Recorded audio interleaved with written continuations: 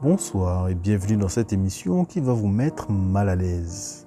Alors ce soir on va parler de Elle. Et Elle, c'est l'histoire d'une femme qui se fait agresser chez elle. Voyant ainsi son intimité pénétrée de force, elle ne se laisse pas démonter et démontre son caractère. C'est une femme de fer qui ne veut rien laisser l'atteindre. Chef d'entreprise, divorcée, vivant seule, ayant recueilli un chat, elle en a déjà vu des vertes et des pas mûres. Les développements narratifs nous feront pénétrer, comme son chat, un peu plus dans son quotidien et la paranoïa qui la gagnera dans la recherche de son agresseur qu'on comprend proche d'elle. Un jeu pervers de traque et de menaces s'instaurera alors entre eux. Toujours menacé, observé, pisté, traqué, même pas en sécurité, chez elle. Dur de garder le mental.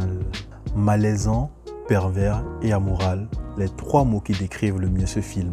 Il a ce rythme particulier du cinéma français. Je ne sais pas trop quel mot mettre dessus, mais vous savez, cette mise en scène démonstrative avec peu de fioritures, chant contre chant, machin chose, truc chouette, que d'aucuns trouveraient même assez lisse, mais qui donne assez d'espace pour laisser le jeu des acteurs s'exprimer.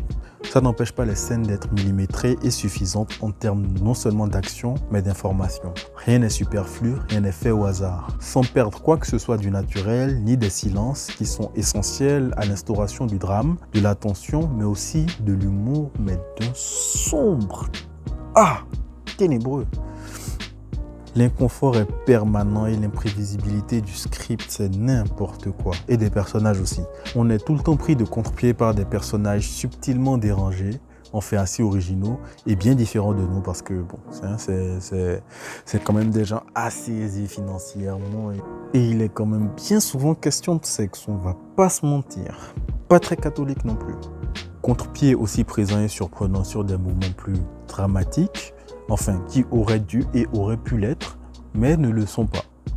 Donc on va prendre une pause pour parler du jeu assez bluffant de l'actrice principale en bourgeoise un peu chiante, un peu hautaine, vous voyez, très froide même avec son entourage, alors que, enfin on remarque à plusieurs moments qu'elle n'hésite pas à s'ouvrir à des inconnus, enfin pour leur raconter quelques moments de sa vie, des gens qui lui ont rien demandé la plupart du temps.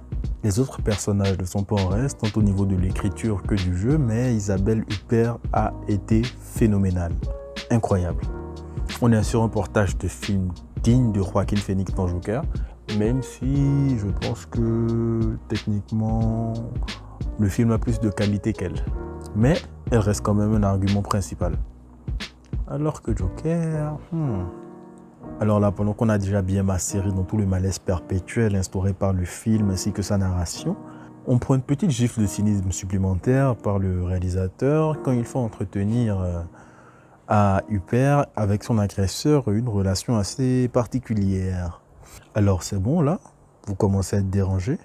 Alors oui, on découvre qui est l'agresseur avant la fin du film, parce que la conclusion est encore plus cynique. Avant, on aura déjà vu le développement d'autres de ces relations ainsi que son histoire personnelle se dérouler. Juste pour vous dire que ça va vraiment de mal en pis. Tout cela pour vous faire comprendre que les films ne sont pas toujours faits pour vous caresser dans le sens du poil. L'auteur raconte ce qu'il veut, et puis voilà. Ici, pas de psychologie de comptoir, tellement la balayette morale a été intense dès le début. Tous les moralistes sont déjà en PLS en moins de 30 minutes, ça je vous le dis. On est juste sur de l'observation froide des actions, aussi froide que celle d'Isabelle. Ah ouais, au final, finalement, ça connecte un peu avec elle. Maintenant, petit exercice de pensée. Imaginons que le film se soit fait vendre, elle s'est fait violer et elle aime ça.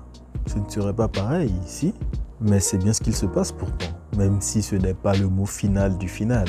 Mais même si c'était le cas, qu'est-ce que ça change à ta vie? Question qui mérite d'être posée. Mais voilà que récemment, je vois des choses pas très intelligentes circuler sur un certain film français qui s'appelle Mignonne. Un film français victime du marketing putassier américain qui a convaincu certains qu'un lobby pédophile chez Netflix voulait le promouvoir. Alors là, leur seule preuve, c'est le synopsis et l'affiche qui, j'avoue, est une horreur sans nom.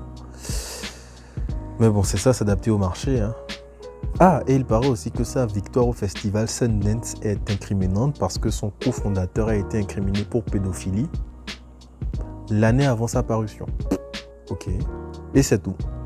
J'ai rarement vu un tel échec logique. C'est-à-dire qu'ils ont été tellement bouleversés dans leur morale par la réalité dépeinte par la réalisatrice, parce que oui, c'est un film d'auteur et elle aime bien représenter le choc culturel, qu'ils n'arrivent plus à voir le message qu'on veut leur faire passer derrière. Ray Charles, Ray Charles, Ray Charles, Ray Charles.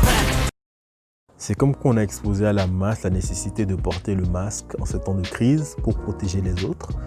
Quand des Bac+7 ne se sont jamais plaints en plus d'un centenaire, les citoyens moyens ont des troubles respiratoires. Comment vous voulez parler de quelque chose sans le représenter en fait? Je ne comprends pas. C'est comme si vous faisiez Kunta Kinte sans mettre d'esclaves qui se font battre.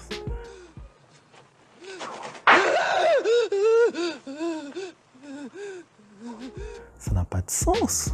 Étant épuisé, je réitère ma recommandation de L pour la jouissance et la jubilation perverse que vous ressentirez jusque plusieurs jours après dans un cadre tout à fait normal avec des personnages crédibles. Parce que oui, ils restent tous crédibles, même sans établissement d'un profil psychologique à l'aide de leur backstory, comme j'ai tendance à le faire avec la plupart des personnages de films américains, quand j'essaye de justifier leurs actions parfois un peu stupides. C'est-à-dire qu'on est tellement placé hors de notre zone de confort qu'on tend à tout accepter et l'illusion n'est jamais brisée. Contrairement à The House That Jack Built, accent anglais RPZ, qui, même si tout aussi délicieux, est beaucoup plus fantasque. Alors sur ce, bisous.